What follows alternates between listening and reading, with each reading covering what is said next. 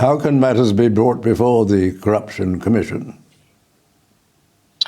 Well, as I understand it, under the model legislation that was introduced to Parliament by Mr Dreyfus, anybody can refer a matter to the Commission.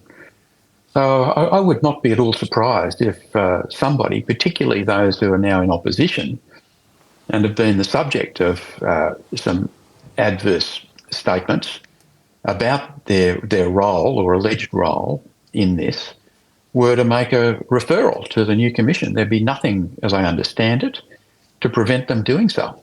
It would be a matter for the Commissioner to determine whether he should accept that, I assume. Yes. But it seems to, from your very excellent description of the mediation, which I agree with, there were features of the mediation which may well be correct. The curious one, the particularly curious one being the desensitisation of the two ministers who were the people most informed as to what might have happened in the matter. It's not to say that everything they said would be accepted, but they could be appearing before the Commission and the mediation rather, and giving their evidence, because one would have thought that would have been crucial for the mediation. Well, I think that's a reasonable observation. I think there does need to be an explanation. We need to know that. Why were they excluded? Why were they effectively subjected to financial coercion to ensure their testimony was not given at that mediation?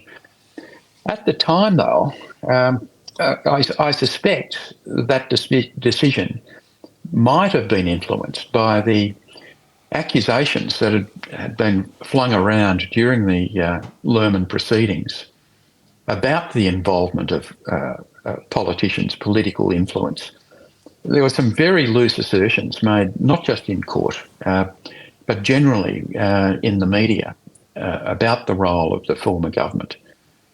And I think it's incumbent that we pin those down a little bit. And if these two women, these two former ministers, were prevented from effectively defending the Commonwealth's interest because of baseless accusations that had been made a few months previously that clearly now we know have no basis in reality, I think someone needs to be held to account for that. This is taxpayers' money that was outlaid, and it's not simply the question of money. It's the question of doing the right thing. The mediation is there to resolve disputes that are justified, and if this dispute was unjustified, if there was no ill treatment of Miss Higgins by anybody associated with the Commonwealth, I can't understand why taxpayers' money should be paid to an individual in that position. Yes, I think that's very clear.